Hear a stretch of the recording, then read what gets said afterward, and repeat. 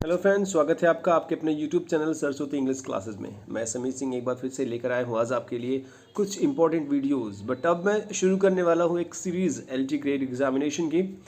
तो मेरे साथ अगर आपने अभी तक स्टार्ट नहीं की है एलटी ग्रेड एग्जामिनेशन को प्रिपेयर करना, तो विश्वास मानिए अब हम एक साथ शुरू करने वाले हैं। आप इस तरीके से एक एक वीडियो बनाना शुरू करूंगा। मैं आज सिलेबस के बारे में डिस्कस करूंगा। फर्स्ट ऑफ ऑल आप सिलेबस समझ जाओ कि है क्या, आएगा क्या, क्वेश्चन आता कैसे है, किस तरीके से क्वेश्चंस इसमें पूछे जाएंगे, क्या क्या पूछा जाएगा इसमें। इसके बाद हम अगले एक एक वीडियो को बनाते जाएंगे जिसमें लिटरेरी फॉर्म्स, मूवमेंट्स, लैंग्वेज के और लिटरेचर के जो भी पोर्शन है, ड्रामा या पोएम्स या इसके अलावा प्रोज के, फिक्शन, नॉन फिक्शंस हैं, सबको हम कवर करेंगे एक एक करके। तो आप बेझिझक, बिना किसी संकोच, बिना किसी परेशानी के आप यहाँ जुड़ सकते हैं और एक एक वीडियो को हम यहाँ कंफर्म करेंगे ताकि आप आराम से लिखना शुरू कर दीजिए। आप ये सोचिए कि फॉर्म आएगा, नोटिफिकेशन आएगी, फॉर्म फिल करेंगे हम, बाद में इसके बाद जैसे डेट आता है हम एग्जामिनेशन की प्रिपरेशन करेंगे। तो ऐसा करना छोड़ दीजिए, अभी से एक एक स्टेप बढ़ना शुरू करिए। क्योंकि आपको पता है कि एलटी ग्रेड की जो एग्जामिनेशन होती है वो DSSB जो दिल्ली गवर्नमेंट की होती है उससे ज़्यादा मैच करती है। और वो इसलिए क्योंकि इसमें बहुत सारे बायोग्राफी जो राइटर्स के होते हैं ना, वो मैच कर जाते हैं। हाँ, उसके जो वर्क्स होते हैं वो मैच नहीं कर पाते उतने, क्योंकि जैसे आप जानते होंगे एलटी ग्रेड में राइटर्स ढेर सारे हैं लेकिन उसके जो वर्क्स हैं वो कम हैं। जैसे विलियम शेक्सपियर के केवल 3 ड्रामा के बारे में बात कर रहा है, विलियम शेक्सपियर के केवल 2 सोनेट्स के बारे में बात कर रहा है। जबकि अगर हम यूपी के बारे में बात करें तो उसमें बहुत सारे आप देखेंगे कि वो सिर्फ लिख देगा 4 राइटर, वर्ड्सवर्थ, शेक्सपियर, ऐसे ही गाल्सवर्दी या मिल्टन को लिख देगा। और फिर हमें जो है वो कंफर्म करनी पड़ती है हर एक राइटर। मतलब मुझे लगता है कि यही 4 राइटर होंगे, अगर और होंगे कोई चेंज हो गया होगा तो मुझे पता नहीं। तो 4 राइटर्स जो हैं इनके बहुत सारे डीपली आपको इनको पढ़ना होता है, न केवल बायोग्राफी बल्कि इनके हर एक पार्ट को। अगर इन्होंने पोएम लिखा है तो भी, ऐसे लिखा है तो भी, ड्रामा लिखा है तो भी, हर एक चीज़ को पढ़ना पड़ता है। हम कंफर्म नहीं होते हैं कि कहाँ से पूछ सकता है पेपर सेटर। लेकिन इसमें जो है वो राइटर्स बहुत सारे हैं लेकिन उसके जो वर्क हैं वो बहुत कम है। जबकि DSSB में राइटर्स भी बहुत सारे होते हैं, वर्क्स भी बहुत सारे होते हैं। तो अगर आप एलटी ग्रेड की एग्जामिनेशन की तैयारी करने वाले हो तो विश्वास करिएगा DSSB की जब भी फॉर्म आया फिल जरूर कीजिएगा, चाहे वो TGT हो चाहे PCT हो, आपको सफलता जरूर मिलेगी। एलटी ग्रेड की जो भी मटेरियल्स हैं, नोट्स हैं, वो मैंने खुद बनाई है बहुत जगह से कलेक्ट करके। तो विश्वास करूँगा खुद पर भी और आप पर भी कि आप इसका फ़ायदा जरूर उठाएंगे जब ये नोट्स आपको मिलेगा तो एक एक वीडियो के माध्यम से। तो फर्स्ट ऑफ ऑल हम डिस्कस करते हैं आज कि हम आज सिलेबस में क्या देखने वाले हैं। देखिए, ये जो एलटी ग्रेड की एग्जामिनेशन होती है वो 2 पार्ट में डिवाइड होती है, जिसमें फर्स्ट जो होता है वो कॉमन होता है, आपको पता ही है, जनरल स्टडीज़ का 30 क्वेश्चंस होते हैं। और पार्ट 2 जो आपकी इंग्लिश की है या मेन सब्जेक्ट जो भी आपकी हो उससे रिलेटेड 120 क्वेश्चंस आते हैं।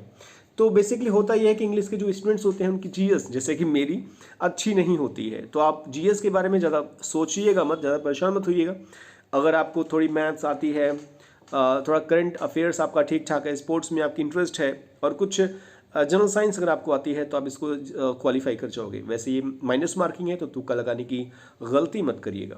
जो मेन सब्जेक्ट है 120 क्वेश्चंस का, उस पर ज़्यादा फोकस करिएगा। जो भी लैंग्वेज से, ग्रामर से रिलेटेड हो, वोकैब से रिलेटेड हो, ईडियम्स, फ्रेजेज हो या लिटरेचर के जो भी फॉर्म्स हो, आप उसको फॉलो करिएगा, वही आपको पासिंग मार्क दिलाएगी। और मुझे लगता है कि 150 में अगर आप 90 क्वेश्चंस 90 आप कह सकते हो करेक्ट क्वेश्चन अगर आप अटैम्प्ट किए हो, 90 नंबर आप यूँ कह सकते हो, 90 मार्क्स अगर आपको मिलता है तो आप समझिए अपने आप को कि आप कैटेगरी में पहुंच चुके हो सिलेक्टेड में। अगर आप जनरल ओबीसी हो तो मतलब मेरे कहने का है कि 120 क्वेश्चन ही आपको यहाँ पर लीड कराएंगे। जनरल स्टडीज़ के बारे में ज़्यादा सोच करके परेशान होने की ज़रूरत नहीं है आपको। यहाँ देखिएगा, ये जो है ना वो ऑफलाइन एग्ज़ाम होगा, चूँकि मुझे लगता है कि ये इलेक्शन के कारण ये डिले हुआ है, पोस्टपोन हुआ है, मार्च अप्रैल में होना होगा इसको। तो अभी से प्रिपरेशन करना शुरू कर दीजिए, धीरे धीरे करिए लेकिन लगातार करिए, कंटिन्यू आप बने रहिए इसके प्रति। तो एक एक वीडियो बनाता रहूँगा मैं, बहुत सारे मैंने फिगर ऑफ स्पीच के, ग्रामर के पोर्शन के बनाए हुए हैं, आप चाहे उन्हें चेकआउट कर सकते हैं। और एक ही चीज़ और, वोकैब्स के भी मैंने वीडियोज़ बनाए हुए हैं जो एक बार आप देखोगे तो विश्वास करिएगा आप नहीं भूल पाओगे उसे, चाहोगे तब भी भूल नहीं पाओगे। तो एलटी ग्रेड की मैंने आपको सिलेबस के बारे में बताना शुरू किया कि ये पार्ट 1, पार्ट 2 पार्ट में डिवाइड है। अगर हम आगे देखें इसमें तो मैंने यहाँ पर कवर अप की है पार्ट 1, चूँकि किसी भी सब्जेक्ट से हो, कोई भी मेन सब्जेक्ट आपका हो, आपको पार्ट 1 मिलेगा ही मिलेगा। आप अटैम्प्ट करते हो, आप छोड़ देते हो, ये डिपेंड आप पर करता है, आपके स्टडी पर करता है आपने कितनी पढ़ाई की हुई है। तो जनरल स्टडीज़ में मेन जो है आप एक बार चेक कर लें या आप स्क्रीनशॉट ले लें। मैं इसके बारे में ज़्यादा बताने वाला नहीं। जैसे आप देख सकते हो फर्स्ट पार्ट जो है इसमें क्या क्या है, history of India and national movement है, इंडिया एंड वर्ल्ड ज्योग्राफी है, Indian polity and governance, constitution, political system, Panchayati Raj और पब्लिक पॉलिसी, राइट इश्यूज, ये सब है। ऐसे आप इसको स्क्रीनशॉट ले लीजिएगा। यहाँ अगर आप थोड़ा सा देखें ना तो ये current national and international events पूछ रहा है। अगर आपके पेपर अप्रैल 2022 में होने वाले हैं तो पिछले 6 महीने के करंट जो भी नेशनल और इंटरनेशनल इवेंट्स हुए हों इंक्लूडिंग स्पोर्ट्स एंड गेम्स, अगर आप यहाँ देखें तो गेम्स को भी ले करके जो भी नेशनल इंटरनेशनल हुए हों आप उस पर ध्यान दीजिएगा। इंडियन एग्रीकल्चर है, जनरल साइंस इंपॉर्टेंट है, 10th लेवल तक पूछा जाता है। यहाँ तक कि एलिमेंट्री मैथमेटिक्स जो 10th लेवल के क्लास की जो बुक होती है वहाँ से पूछती है, अर्थमेटिक, अलजेब्रा और ज्योमेट्री से। एक और विशेष चीज़ कि उत्तर प्रदेश, चूँकि एग्ज़ाम उत्तर प्रदेश की है, यूपीपीएससी की है, तो इसमें आपसे ये आशा की जाती है कि आप यूपी के जनरल अवेयरनेस के बारे में बिल्कुल सचेत होंगे, आपको उसके कुछ पहलुओं के बारे में पता होगा। तो ये भी थोड़ी सी फैक्ट होती है, आप इसको भी थोड़ा अगर हो पाए तो देखिएगा ज़रूर, वरना इंग्लिश पर ज़्यादा फोकस करिएगा। हम पार्ट 2 के बारे में बात करते हैं। यहाँ से आगे बढ़ते हैं क्योंकि यहाँ पर भी है, इसलिए मैंने इसको वहाँ से हटाना ही उचित समझा। अगर आप यहाँ देखें तो इंग्लिश का जो ये पार्ट है ना, इसमें आपको लैंग्वेज मिलेगा जिसमें ग्रामर है, लेटर राइटिंग है, डायलॉग राइटिंग है, लिटरेचर है जिसमें पोइट्री, ड्रामा, प्रोज और फिक्शन, ये सब चीज़ें आने वाली हैं। हम एक एक पार्ट को डिवाइड करने वाले हैं। पार्ट 1 तो मैंने बता दिया, पार्ट 2 बता दिया, पार्ट 2 को अब हम कंफर्म करेंगे इन डिटेल। सेक्शन 1 अगर आप देखें, चेकआउट करें तो सेक्शन पार्ट 2 को मैंने बांटा है, यानी कि इंग्लिश को मैंने बांटा है, इसको 2 सेक्शन में बांटा है। सेक्शन 1 जो है वो ग्रामर और राइटिंग सेक्शन है और सेक्शन 2 जो है वो लिटरेचर का सेक्शन है। तो राइटिंग और ग्रामर के सेक्शन में क्या क्या आने वाला है ये ध्यान दीजिएगा। जो ए है वो है अनसीन पैसेज आती है या स्टैंजा आती है। प्रोज और पोइट्री का कुछ भी हो सकता है ताकि आपको कॉम्प्रिहेंशन और अप्रिशिएशन आपकी समझ में आए कि राइटर क्या पूछना चाहता है। एमसीक्यू चुकी हैं तो आसान भी लगेगा आपको। प्रोज और पोइट्री को आप पढ़ोगे तो पैसेज जैसे भी मुझे लगता है कि अनसीन स्टैंजाज आपने बहुत पहले से ही सॉल्व करनी शुरू कर दी होगी, क्योंकि ये 11th 12th, हाँ मुझे लगता है कि ये बिगनिंग जो आपकी एकेडमिक क्लासेज होती है ना वहाँ भी ये पढ़ाई जाती हैं। ग्रामर में अगर आप देखें तो इसमें आती है पंक्चुएशन, पार्ट्स ऑफ स्पीच। पिछले 2018 का जो पेपर हुआ था उसमें भी 4 क्वेश्चंस पार्ट्स ऑफ स्पीच से पूछे गए थे। तो इसमें पंक्चुएशन, पार्ट्स ऑफ स्पीच के अलावा ये और भी चीज़ें हैं जैसे स्पेलिंग्स इंपॉर्टेंट होती है। स्पेलिंग इसमें वो करेक्ट करने के लिए देता है, वो गलत कर देता है, करेक्ट करना होता है आपको। वर्ड फॉर्मेशन होती है इसमें। वर्ड फॉर्मेशन का मतलब है कि नाउन कोई वर्ड दे देगा और उसको बनाना होगा आपको। जैसे डेंजर दे दिया, आपको वो पूछ लेगा कि इसका एडजेक्टिव क्या होगा। तो ऐसे वर्ब का एडजेक्टिव बनाना, एडजेक्टिव का नाउन बनाना, नाउन का वर्ब बनाना, ऐसे वर्ड को फॉर्मेट करने के लिए पूछता है। वोकैब्स बहुत इंपॉर्टेंट होते हैं और ये बहुत बच्चों को नहीं आते। मतलब मुझे लगता है कि वोकैब्स जो है जितना पढ़ा जाए उतना कम होता है। मैंने आपको बताया कि मैंने 100+ वोकैब्स की एक लिस्ट रखी हुई है, आप चाहे तो चेक कर लें। और विश्वास करिएगा, आप एक बार देखोगे ना उस वीडियो को, आपको लगेगा कि आप दोबारा इसको कभी भूलने वाले नहीं हो। चाह करके भी आप नहीं भूलोगे और आप सोचोगे वो केवल 100 ही शब्द होंगे, उससे क्या होने वाला हमारा। लेकिन विश्वास करिए वो 100 शब्द आपको कुछ देकर जाएंगे, कुछ आपको हिंट देकर के जाएंगे कि और भी जो ढेर सारे वर्ड आपको मिलने वाले हैं उसको कैसे लर्न करें या कैसे उसको हम समझें ताकि वो हमेशा के लिए याद रहे हमारे दिल दिमाग में, जेहन में। आपको टेंस की टेंशन नहीं होगी क्योंकि आप बहुत पहले से पढ़ते आ रहे होंगे। नरेशन, डायरेक्ट इनडायरेक्ट नरेशन जो है ये भी आता है इसमें। कंडीशनल सेंटेंस को भी इसमें डाल दिया गया है। कंकर्ड का मतलब यहाँ सिंटैक्स से है, वो सिंटैक्स आपको पता होगा कि सिंटैक्स के बिना कुछ होने वाला नहीं है। तो कंकर्ड मतलब एग्रीमेंट या सिंटैक्स। फ्रेजल वर्ब्स है इसमें, इडियोमेटिक एक्सप्रेशंस है इसमें, ट्रांसफॉर्मेशन है इसमें। देखिएगा, वर्ड फॉर्मेशन वर्ड को फॉर्मेट करता है बट ट्रांसफॉर्मेशन सेंटेंस को फॉर्मेट करता है, यानी कि बिना अर्थ बदले, सेंटेंस की बिना अर्थ बदले वो केवल रूप बदलता है, फॉर्म वो चेंज कर देता है। जैसे राम अच्छा लड़का है तो वो कह देता है राम बुरा लड़का नहीं है, Ram is not a bad boy, तो वो ट्रांसफॉर्मेशन हो जाता है। और सिंथेसिस, मुझे लगता है कि ये बेसिकली जो है ना वो 12th, अगर आप यूपी बोर्ड से पढ़े होंगे तो 12th तक जो ग्रामर पढ़ाई गई है आप उसी को बढ़िया से पढ़ लें और थोड़ा सा वोकैब पर ध्यान दें, स्पेलिंग्स वगैरह वोकैब पर, तो ये ग्रामर पोर्शन आपका कवर हो जाएगा। और अगर सीबीएसई बोर्ड से हैं, किसी और बोर्ड से हैं, तो हो सकता है सीबीएसई बोर्ड में चूंकि ग्रामर बहुत कम है और बच्चे ग्रामर में बहुत इंटरेस्टेड भी नहीं होते हैं किसी तरीके से, मुझे लगता है 10-12 नंबर के ग्रामर आते हैं और वो करके वही पास हो जाते हैं। और यूपी बोर्ड में पूरी बुक है वो ग्रामर की, तो ज़्यादा फोकस करते हैं यूपी बोर्ड के जो स्टूडेंट्स होते हैं, क्योंकि उसको 50 मार्क्स मिलते हैं उन्हें। नेक्स्ट इसमें अगर आप देखें सी जो पार्ट है वो है ट्रांसलेशन भी इसमें दी जाती है, इंग्लिश से हिंदी ट्रांसलेशन या हिंदी से इंग्लिश से हिंदी, तो वाइस वर्सा होता है ये। इसमें लेटर राइटिंग और डायलॉग राइटिंग भी एमसीक्यू के रूप में पूछी जाती है। आप सोचोगे लेटर को राइट करना तब तो डिस्क्रिप्टिव में होना चाहिए, एमसीक्यू में कैसे, तो यहाँ आपको बता दीजिए इसमें ये पूछ लेता है, चूँकि आपको लेटर राइटिंग के फॉर्मेट पता होना चाहिए। इसमें आपको पता होना चाहिए कि बिगनिंग में क्या होती है, एड्रेस कैसे की जाती है, इसमें सब्जेक्ट कहाँ होता है, डेट कहाँ होता है, मेन बॉडी जो होती है कंटेंट में, जो इंट्रोडक्टरी होती है, कंक्लूजन होती है या मेन बॉडी होती है, वो कैसे लिखी जाती है। लास्ट में कंक्लूजिंग पैरा के बाद में जो आप किसी को देते हो सिग्नेचर, जब आप अपना करते हो नाम के साथ, तो वहाँ पर आप योर्स ऑबिडियंटली लिखते हो, योर ऑबिडियंटली लिखते हो, योर एपोस्ट्रॉफी एस ऑबिडियंटली लिखते हो, सिंसियरली लिखते हो, जो भी लिखते हो, ये कैसे होता है। तो वो ऑप्शन वाइज देता है, आपको आसान लगेगा। मैं आपको बताऊंगा, एक एक चीज़ों को पॉइंट आउट करूंगा। अगर आपको कोई भी परेशानी होगी आप कमेंट बॉक्स में जरूर कीजिएगा।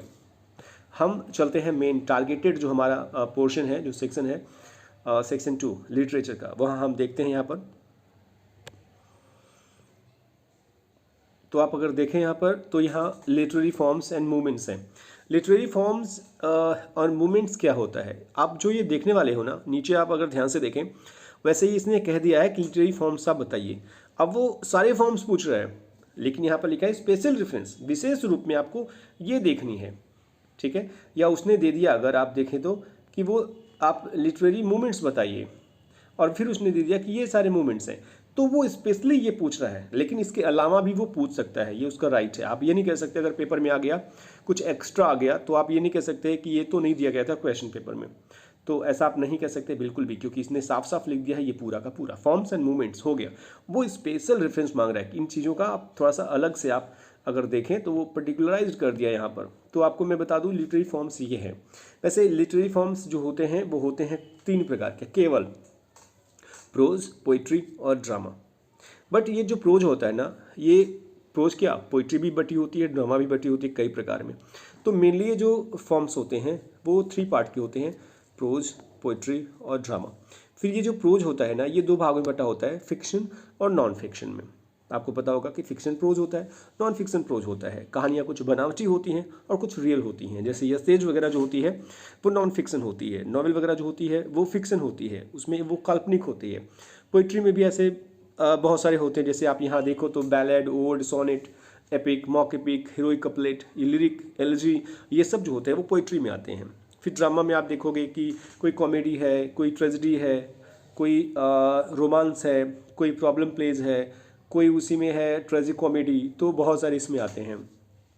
तो ये जो होते हैं वो आपके लिटरेरी फॉर्म्स होते हैं। इसी के साथ अगर हम देखें, अब एक बार चेक कर लीजिएगा, एल्गरी मांग रहा है ballad, ode, sonnet, blank verse, epic, mock epic, heroic couplet, lyric, elegy, ये सारे के सारे को वो पूछना चाहता है। और इसमें क्या पूछेगा वो, ये डेफिनेशन पूछ सकता है, वो एक लाइन का उसमें दे देगा ABCD करके, वो जो आपको करना होगा सही, जो सही होगा, या कितने लाइन की होती है, जैसे बैलेड का जो स्टैंजा होता है वो कितने लाइन का होता है नॉर्मली, राइमिंग स्कीम क्या होती है वो भी पूछ सकता है, ब्लैंक वर्स क्या होता है, एपिक मॉक एपिक में डिफरेंस क्या होता है, हीरोइक कपलेट में कितने लाइन्स होते हैं, तो ये ऐसे पूछ सकता है वो। फिर इसमें है अदर फॉर्म्स, वो अदर फॉर्म्स के बारे में भी पूछ लेगा। अदर फॉर्म्स का स्टैंजा का क्या मतलब होता है, जैसे कि कुछ पोएम होते हैं जो 1 लाइनर होते हैं, जिसे मोनोस्टिच कहते हैं। जो 2 लाइन के होते हैं वो कपलेट होते हैं, आप जानते ही हो। 3 लाइन के टर्सेट, 4 लाइन का क्वाट्रेन, फिर 5 का क्विंटेन, फिर सेस्टेट, फिर सेप्टेट, और जो 8 लाइन का होता है वो ऑक्टेव, आपने पढ़ा होगा इसे। ऐसे स्पेंसर स्टैंजा भी इसमें होता है। तो ये सारे स्टैंजा के फॉर्म्स भी वो पूछना चाहता है आपसे। इसके बाद ये ड्रामेटिक मोनोलॉग, जैसे कि आप रॉबर्ट ब्राउनिंग को पढ़ोगे, father of English dramatic monologue कहे जाते हैं रॉबर्ट ब्राउनिंग महोदय। तो ड्रामेटिक मोनोलॉग क्या है, इसको किसने कॉइन किया, और कौन पोएट जो है वो सबसे ज़्यादा ड्रामेटिक मोनोलॉग लिखा हुआ है as a poem. Free verse क्या होता है, फ्री वर्स और ब्लैंक वर्स में क्या डिफरेंस है। अगर यहाँ देखो ये ब्लैंक वर्स है और ये फ्री वर्स है, डिफरेंस क्या होता है। पैराडाइज लॉस्ट किस वर्स में लिखा गया है, फ्री वर्स है, ब्लैंक वर्स है या मिक्स वर्स है, तो राइम्ड वर्स है, ऐसे पूछेगा वो। और इसमें है राइम मीटर। मीटर क्या होती है, मीटर आपने सुना होगा, सिलेबल जिसे आपने देखा होगा कि कौन सी सिलेबल है, कौन सा मीटर है, पेंटामीटर, हेक्सामीटर कौन सी है। फिर ड्रामेटिक फॉर्म्स कौन कौन से हैं, ये ड्रामा के बारे में है, अभी तक पोएम के बारे में था। जैसे मैंने बताया कि लिटरेरी फॉर्म्स जो होते हैं वो प्रोज, पोइट्री, ड्रामा में डिवाइड होती हैं। तो ये ड्रामेटिक फॉर्म्स पूछ रहा है जिसमें कि tragedy, comedy, tragic comedy, romance और वन एक्ट प्लेज भी हैं। इसमें कौन कौन से प्लेज वन एक्ट होते हैं, कौन से क्लोजेट प्ले होते हैं जो हम परफॉर्म नहीं करते हैं स्टेज पर। फिर बायोग्राफी है, ऑटोबायोग्राफी है, मेमोयर है। डिफरेंस पूछ लेता है कि ऑटोबायोग्राफी और मेमोयर में क्या डिफरेंस है। आप सोचोगे मेमोयर, ऑटोबायोग्राफी जो होती है वो लगभग सेम होती है, बट तो दोनों लगभग सेम है, सेम नहीं है। तो इसके मेन पॉइंट्स को हम कवर अप करेंगे वीडियोस में, आप चेक करिएगा। ट्रेवल राइटिंग यानी ट्रेवलॉग क्या होता है, कौन कौन से राइटर ने ट्रेवलॉग लिखा हुआ है, किसने ट्रेवलॉग लिखना शुरू किया, तो ये सब चीज़ें कवर करनी होंगी हमें। फिक्शनल फॉर्म्स, ये प्रोज के बारे में हम आ गए, प्रोज के फिक्शन में हम आ गए कि फिक्शन का कौन कौन सा फॉर्म होता है। जैसे मैंने आपको बताया कि जो फिक्शन होते हैं वो होते हैं आर्टिफिशियल या यूँ कहें इमेजिनेटिव, काल्पनिक होते हैं। जैसे मैंने बताया आपको नॉवेल्स होते हैं, शॉर्ट स्टोरीज होती हैं। तो नॉवेल्स, फर्स्ट नॉवेल किसने लिखा, नॉवेल किस वर्ड से लिया गया है, नोवेला से लिया गया है, कब लिया गया, कौन फादर ऑफ इंग्लिश नॉवेल या फादर ऑफ नॉवेल है। तो ऐसे चीज़ें पूछी जा सकती है इसमें। डिफरेंट टाइप्स ऑफ यसेज पूछा जा सकता है कि यसेज के कितने टाइप्स होते हैं। Father of essay, father of English essay, या क्या कहते हैं वो प्रिंस ऑफ इंग्लिश यसे, ऐसे बहुत सारी क्वेश्चंस हैं। अगर आप देखें नीचे तो ये आपके मूवमेंट्स आ गए। अभी तक हम फॉर्म्स देख रहे थे, सारे के सारे फॉर्म्स थे ये लिटरेरी फॉर्म्स। अब आप मूवमेंट्स देखोगे। मैं लिटरेरी फॉर्म्स एंड मूवमेंट्स नामक एक वीडियो जल्द बनाने वाला हूँ आजकल में, आप वहाँ देख लीजिएगा, आसानी से आपको सारी की सारी चीज़ें समझ में आ जाएंगी। मूवमेंट्स क्या है यहाँ पर देखिएगा, रेनेसा मूवमेंट है, reformation, new classicism, metaphysical poets, romanticism, pre Raphaelites, modernism, impressionism, expressionism और आगे है स्योरलिज्म। तो ये सारे के सारे मूवमेंट्स हैं, स्पेशली ये हैं, लेकिन इसके अलावा भी हैं बहुत सारे और भी मूवमेंट्स हैं, ठीक है। लेकिन ये स्पेशल कह रहा है, टेंशन आपको इसमें देना है। तो रेनेसा की शुरुआत कब की गई, रेनेसा किस वर्ड से लिया गया है, इसका इंग्लिश में अर्थ क्या होता है। तो ऐसे आपको ढेर सारे क्वेश्चन राइज होंगे इस टॉपिक से। अगर हम नेक्स्ट में देखें, देखिए मैंने आपको बोला स्योरलिज्म है, ये किसने क्वाइन किया, इसको कब किया, कहाँ किया, ये नाम पूछ लेता है ऐसे ही। और लास्ट में फिगर ऑफ स्पीच को, figure of speech understanding and identification, आप समझते हो फिगर ऑफ स्पीच को, पहचान पाते हो। वो क्वेश्चन दे देगा, कोई एक नाम दे देगा, जैसे आपने देखा होगा camel is the shape of dessert, पूछ लेगा what figure of speech in it, तो आपको वो जवाब देना होगा। तो ये तो आसान है, बट बहुत सारे वो मुश्किल फिगर ऑफ स्पीच के एग्जांपल्स देता है, या वो मुश्किल फिगर ऑफ स्पीच जो आपने सुना नहीं होगा उसका डेफिनेशन पूछ लेता है। मैंने फिगर ऑफ स्पीच के 50+ वीडियोज़ जो है 50+ फिगर ऑफ स्पीच के वीडियोस बनाए हुए हैं, 5 पार्ट्स में हैं। और आप फर्स्ट पार्ट सेकंड पार्ट देखोगे, आपको लगेगा कि आप वैसा जिस तरीके से मैंने कोशिश की है बनाने की, वैसा आपको कहीं किसी भी चैनल पर नहीं मिलेगा।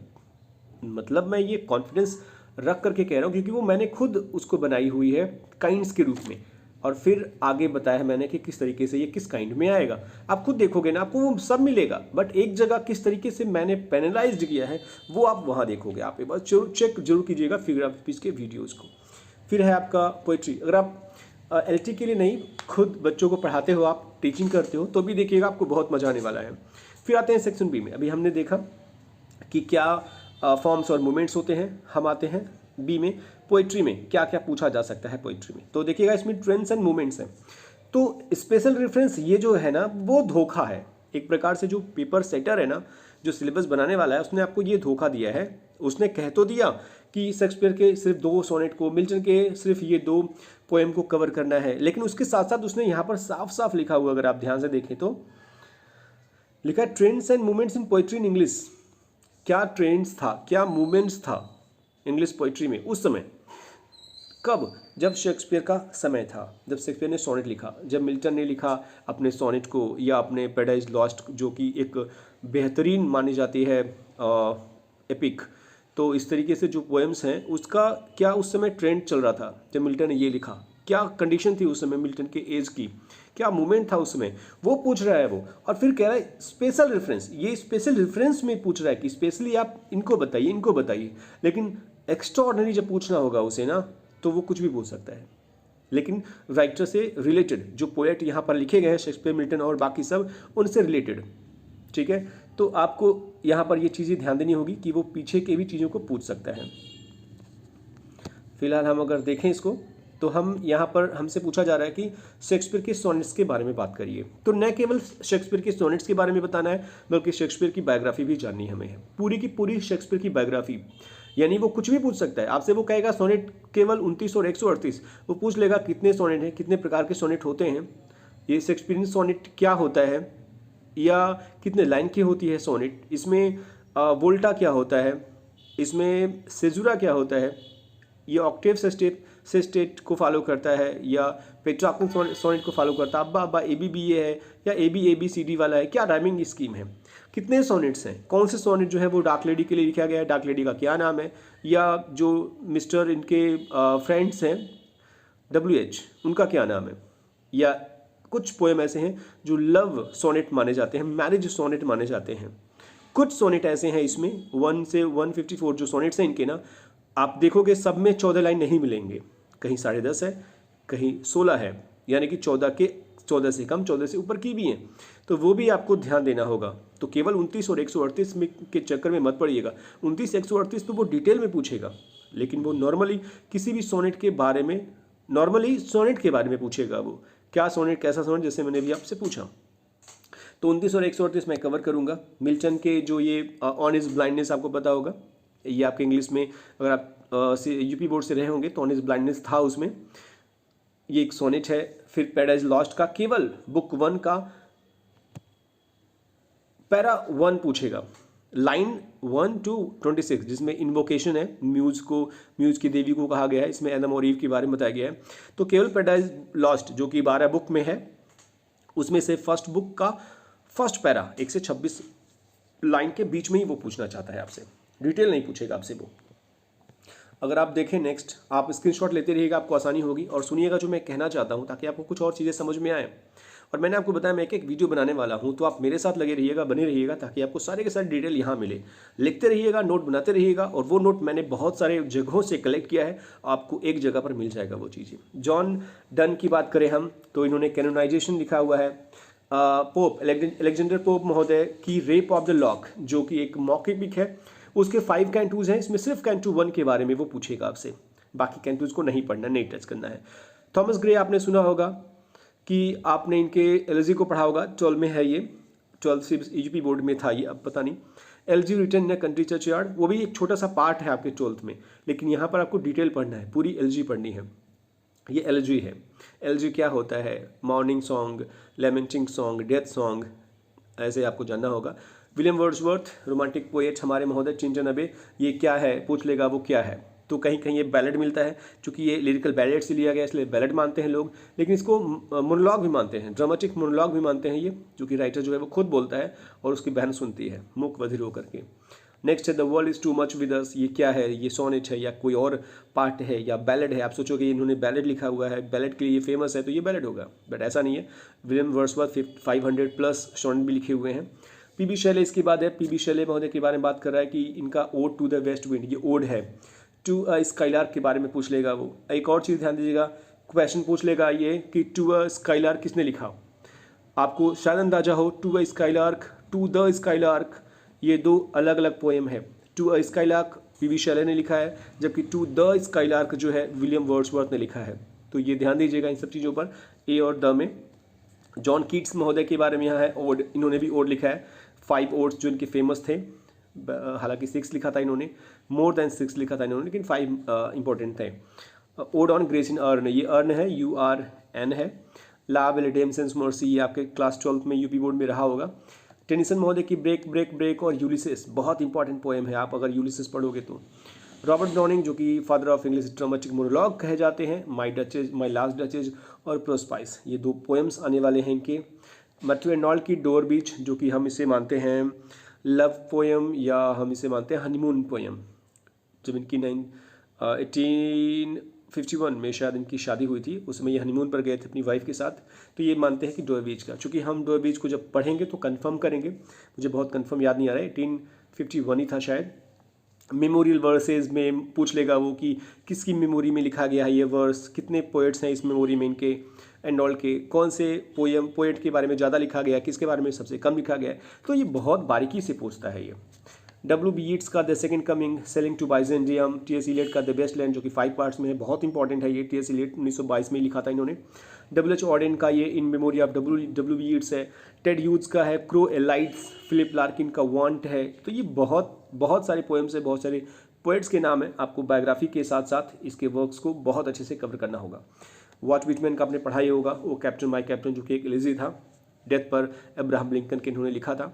एमिली डिकिंसन की सक्सेस काउंटेड स्वीटेस्ट है। रॉबर्ट फ्रॉस्ट, बायरचेज और स्टॉपिंग बाय द वुड्स जो कि इंग्लिश 12th में रहा होगा।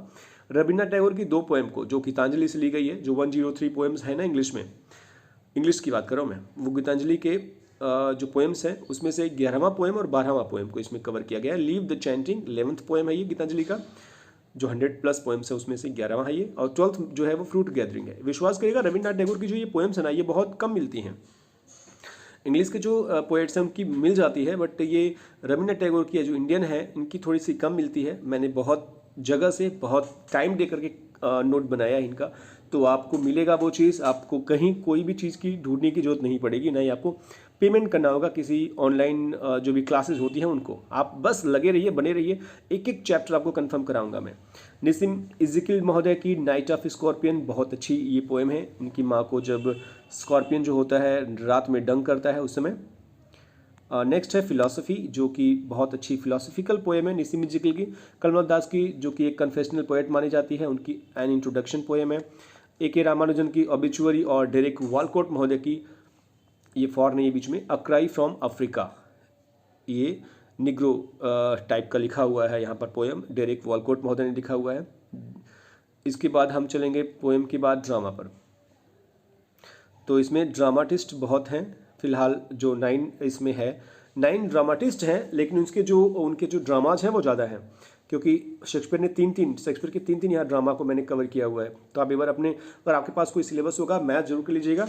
आपको लगेगा कि आपको 11 मिल रहा है, 12 मिल रहा है, और यहाँ पर आपको सिर्फ 9 मिल रहा है, तो आप कंफर्म हो जाएगा यहाँ देख करके। मैंने अलग अलग रिसोर्सेज से लिया और सब जगह सेम था, तब मैंने मैच करके लिखा। ऐसा ना हो कि मैंने एक जगह से लिख लिया और वो गलत लिखा हो, दूसरी जगह से भी देखा तो सेम था ये, तब जा करके मैंने इसको बनाया।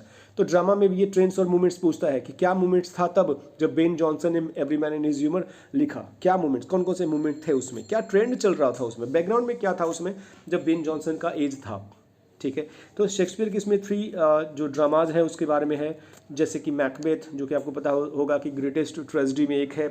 ट्वेल्थ नाइट ट्रेजेडी नहीं है। मर्चेंट ऑफ वेनिस जो है वो ट्रेजेडी कॉमेडी के बीच का हिस्सा है, इसे रोमांस भी मानते हैं, ट्रेजिक कॉमेडी भी मानते हैं लोग।